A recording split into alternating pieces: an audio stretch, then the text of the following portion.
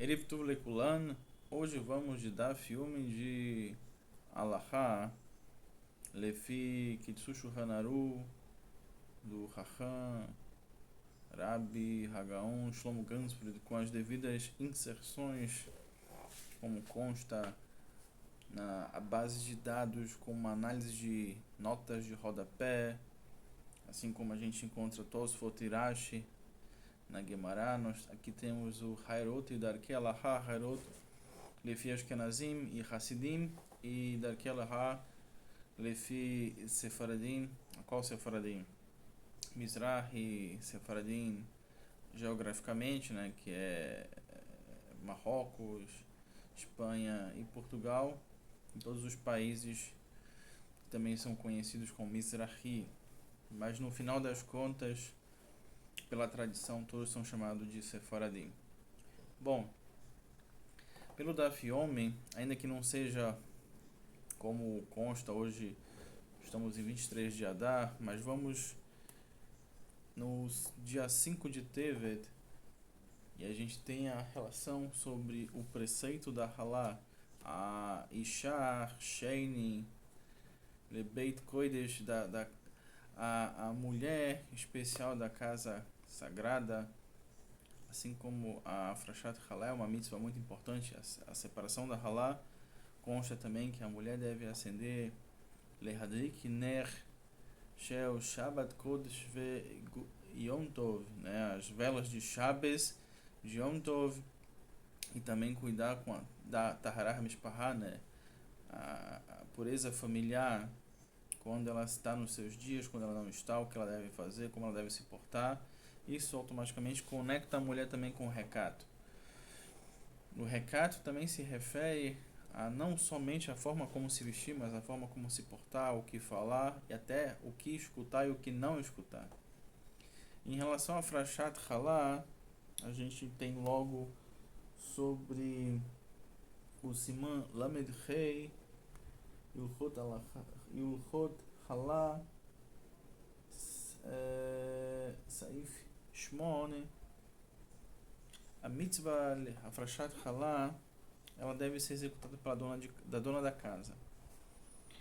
Mas se ela não está na casa, ou há o risco que a massa ela se estrague, então ela não é necessário que se espere. Uma outra pessoa, uma assistente, pode retirar a massa, ou o balabait, o homem da casa, também pode tirar a massa no lugar dela. Essa é a opinião, por exemplo, que traz o Shar, para evitar o risco da massa estragar, e também o próprio Shulchan Aruch também traz esse adendo. Então vamos seguindo. E o que acontece se a mulher esqueceu de separar a massa, separar halá antes do Shabbos?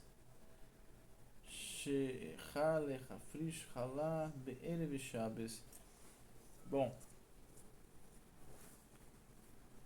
temos uma opinião referente em Israel e fora de Israel.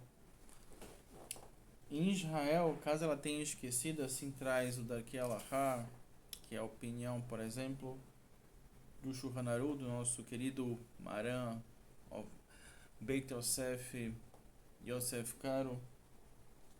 Em Israel, caso a mulher tenha esquecido de fazer lehafrish halá, de separar a massa, não é permitido comer dessa halá. Inclusive é uma das mitzvot relacionadas a Eretz Israel. Agora, fora de Eretz Israel, né, é permitido comer o pão e reservar um pedaço para tirar halá na saída do Shabbos, na saída do Shabbat. Porém, é preciso que o pedaço ele seja suficientemente para que seja retirado, ou seja, a gente tem um tamanho mínimo, a gente tem das duas proporções, o casais, que equivale a uma azeitona, é aproximadamente 27 centímetros, e uma cabeça, que é como fosse duas azeitonas, são 56 centímetros.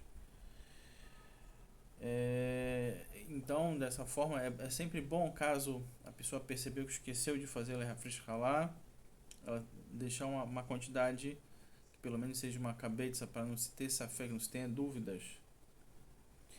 Entretanto, isso é muito importante, ter consciência e sempre fazer a separação da massa, principalmente porque na véspera de Pesach, se esquece isso, se traz uma baia, um problema, porque se precisa tirar, e se não for tirar naquele momento, tem que se tirar antes ou depois. Entretanto, se chegou Pesach, depois não pode estar em contato com Hametz. Por isso é sempre bom atentar para tirar a massa da halá, sempre atentar na sexta-feira de tirar a massa para não se esquecer.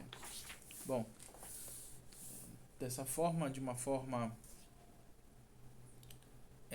interativa, nós passamos para o Siman Lamed Vav, que corresponde Iluchot Melichá, as leis de Melichá, nesse capítulo 36 do Kitsu Shulchan Aruch, do Rav Shlomo Gansfried, e trazemos aqui o que fazer Koden, ou seja, antes, o que devemos fazer com a carne.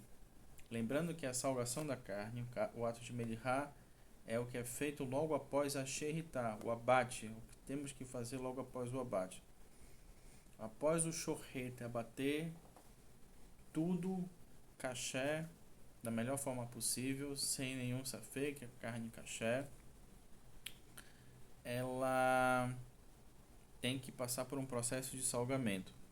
Então, antes de salgar a carne, é preciso radavá, é preciso lavá-la bem com água e depois deixá-la de molho por meia hora. Esse é um costume muito utilizado para assim sair toda a água. Entretanto, os sefaradim só lavam bem a carne, né?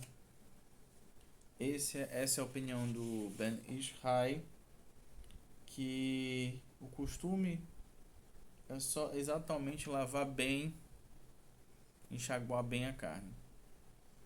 Caso se tenha, e o que precisa fazer para se remover o sangue na água?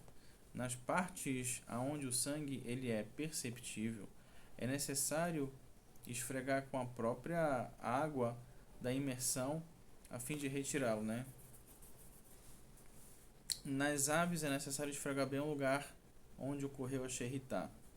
Também é preciso lavar bem por dentro das partes que tiveram um sangue perceptível, né?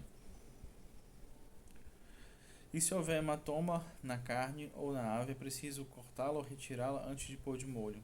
No caso do pensamento e da Morachá, Keilat Yaakov, Lefi Mehadrim, se você vê uma ave, por exemplo, com hematomas, e principalmente se o hematoma for esverdeado, essa ave automaticamente ela é descartada, que existe algum baiá. Biglauze, a gente precisa, no caso o masguia, quando está participando do processo de melichá, ou no processo pós-sheritá, de verificação das aves ou das carnes, precisa se atentar. No caso das aves, para ver se não tem as chamadas partes esverdeadas, que é o que compromete as aves. E o próprio Beit Yosef traz uma ponderação, uma consideração muito interessante. Quando a água ela está muito gelada, né, nesse processo, ela tem que ser levemente aquecida, porém tem que tomar cuidado para que ela não se torne uma água que a gente faça o iada solet boa, ou seja, a gente tem a impressão de que vai se queimar. Entretanto, ela tem que ser de uma temperatura onde se possa expelir o sangue, né? Uma carne num contato de uma água mais gelada, lembrando que isso é uma questão até física, né? O calor ele expande e o frio ele retrai. Pois bem, se a carne ficou de molho por 24 horas, né? No próprio estudo de Iluchot Basar Vechalav, a gente tem duas formas, inclusive, que é os nossos Rahamim trazem em relação ao cozimento, que é Melichá e o kavush. Então, se uma carne ficou durante 24 horas, o que acontece? É como ela tivesse participado de um processo, e ela passa por esse processo. Por isso, se a carne é deixada de imersão por mais de 24 horas, tanto o utensílio como a carne, eles tornam-se proibidos. Se o fígado é deixado imerso por mais de 24 horas, uma autoridade rabínica deve ser consultada. Então, a questão do fígado ocorreu a sherritá, ele deve automaticamente ser assado antes de ser cozido. Porque o fígado, ele tem que ser assado, né? Num sistema como fosse um churrasco. Ele começa o processo de assar, depois coloca-se um pouco de sal grosso para assim se expelir o sangue, lembrando que tem que cortar o fígado, no caso o fígado das aves ou do boi, para que possa jorrar o sangue, etc. Bom, a área que ocorreu o corte, eu vou dar um exemplo em relação, mais uma vez, a frango. Se ocorrer um corte, se tira a cabeça do frango, e se tira a cabeça, tem que tirar a cabeça para que se possa sair bastante sangue, a cabeça concentra o sangue. Se tem que lavar bem o local, para que se tire qualquer tipo de sangue que ali se concentra. Também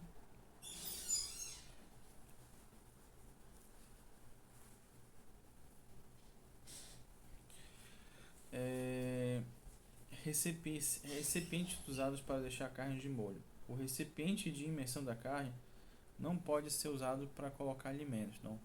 Se você tem recipiente para tratar da carne, nesse processo de melihá, você não pode utilizá-lo para mesmo passar mesmo para carne, para comer, para guardar coisas. Ele é somente para esse fim.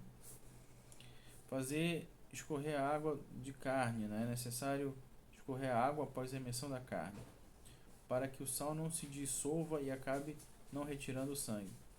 Também tem a questão do tipo de sal. O sal não pode ser tão grosso, não pode ser tão fino. Entretanto, se lo além não tiver o meio termo, tem que se usar sal de qualquer forma. Essa é a opinião, por exemplo, do Ben Ishai, né?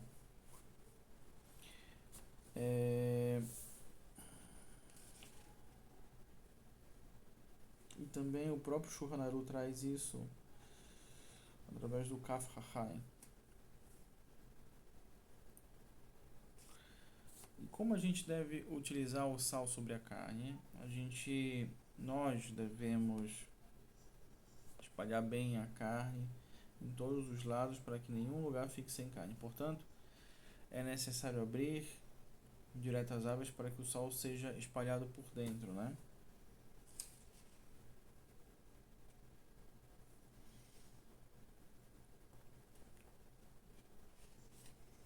Agora vem uma pergunta muito interessante. Aonde colocar a carne enquanto estiver coberta de sal? Em que lugar? Aonde? Ela tem que ser colocada de uma forma que ela possa possibilitar a necessidade de escorrimento de sangue. Portanto, a cesta não pode ser largada diretamente no chão, pois o sangue fica preso, né? Não tem como escorrer propriamente dito. Tem que ter pelo menos uma altura onde possa escorrer o chão, se escorrer o sangue no chão.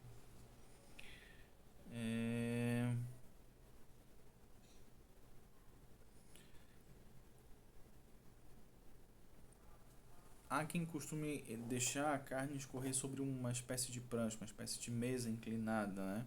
Para que isso seja feito, tem que somente estar a carne que vai ser inclinada, sem nenhum outro utensílio para isso, né? Bom, já passando para o da Filmi, ou seja, o estudo diário da Halachá, do dia 6 de Tevet, nós vamos falar sobre a duração de Melihá. O Gaon de Vilna fala com 18 minutos em Safek. Essa também é a opinião do Yosef Karo. Mas o costume racídico é deixar pelo menos por 24 minutos e ainda há quem, em casos de Efset Merubah ou de perda, ou pela correria de preparar uma carne para o Shabbos, diminua esse tempo para 18 minutos.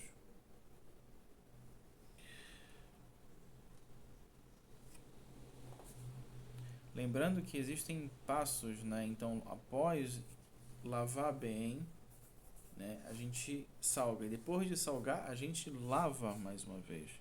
Enxaguar após salgar. Após permanecer na salgação pelo tempo necessário, a carne deve ser sacudida para a retirada do sal. Em seguida, ela é mergulhada por 3 vezes na água.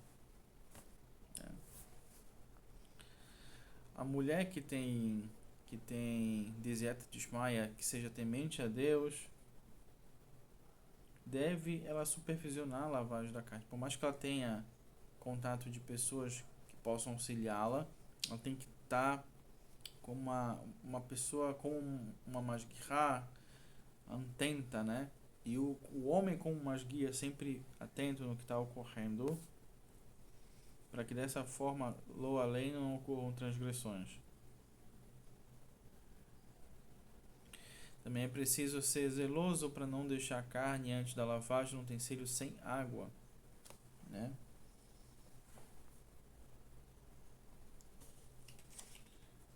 Baruch Hashem, hoje a gente não tem tanto esse problema, já que a gente tem água encanada que pode ser utilizada, né? Lavar a água 3 vezes debaixo da torneira, da água encanada. Ainda que os posquim, com uma lavagem, muitos posquim já permitem, né? Uma única e boa lavagem é o suficiente, de acordo com alguns posquim.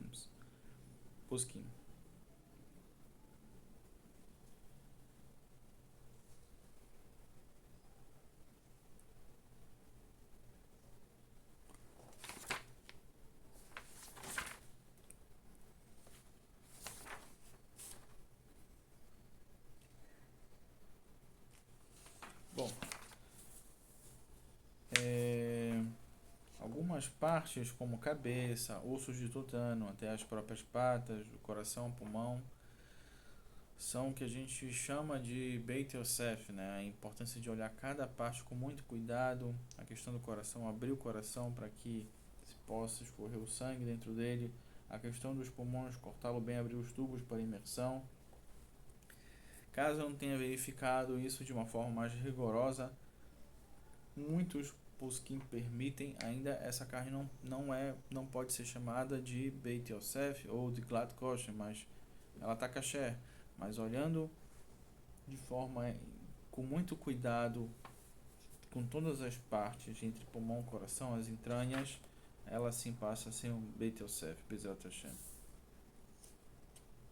E da mesma forma, o próprio ovo da galinha a gente tem no Siman Pezain, na Elchot Basar Vechalav, exatamente entre o Saif Rei e Vav, a discussão sobre o que acontece se faz uma xerritá e se encontra um ovo dentro da galinha, pode ou não pode, é baçá, é parve, o que é. O Rav Shlomo Gansfried, ele traz aqui a opinião, que inclusive a opinião da Nashim, das mulheres, se tem ovo dentro, por mais que esteja formado, clara e gema, não se tenha mais aquela parte vermelha que prende o ovo, ele tem que passar por um processo de melirá porque ele é baçá, mas não pode ser junto com a carne. E assim a gente termina o dia 6 de TV, de Só Boas Notícias, hoje sempre. Lembrando que o estudo da Halachá é algo muito importante, que faz com que a gente possa crescer nas demais facetas e ferramentas da vida, assim como nas demais disciplinas do estudo da Torá. Lembrando ainda, como consta no Maseret Makot, exatamente na sua página 23a, o adendo Talmud Torah Keneged Kulam, o estudo da Torá que vai ao cumprimento de todas as mitzvot. Estamos fora de Israel, ainda na Galut, buscando a reconstrução do nosso Beit HaMikdash. e fazer as demais mitzvot em Israel. E por mais que uma pessoa não seja Cohen, por exemplo, como ela pode cumprir todas as mitzvot somente com o estudo da Torá. Mais uma vez, Talmud Torá Knet Kulan.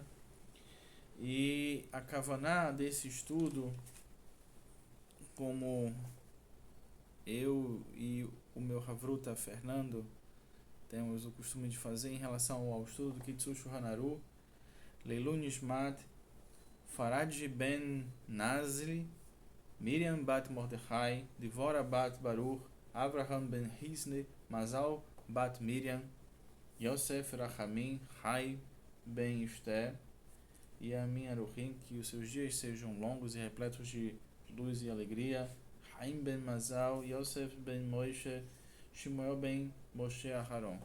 Que possamos só ter boas notícias, Bezrat Hashem, que todo safek se torne em algo palpável, que essa dúvida traga uma resposta, essa resposta o crescimento. Shabbat Shalom.